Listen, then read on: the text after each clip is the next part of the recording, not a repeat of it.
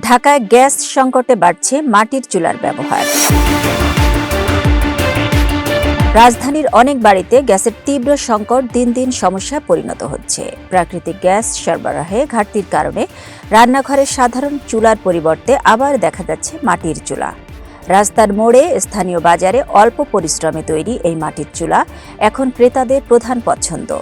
গ্যাসের বিকল্প হিসেবে অনেক মানুষ এখন অস্থায়ীভাবে কাঠ ও কোয়ারি ব্যবহার করে খাবার রান্না করছেন।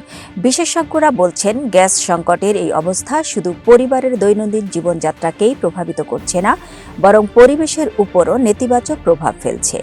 কাঠ জ্বালানোতে ধোঁয়া বৃদ্ধি পাচ্ছে, যা শ্বাস-প্রশ্বাসের সমস্যা বাড়াতে পারে।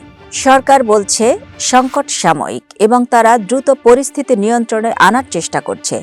তবে ঢাকার বাসিন্দাদের জন্য এখন পর্যন্ত একমাত্র উপায় হলো মাটির চুলা ও বিকল্প জ্বালানির ব্যবহার। রাজধানীর সাধারণ মানুষ জানিয়েছেন, আমরা চাই না কিন্তু গ্যাস নেই, তাই মাটির চুলাতেই রান্না করতে হচ্ছে।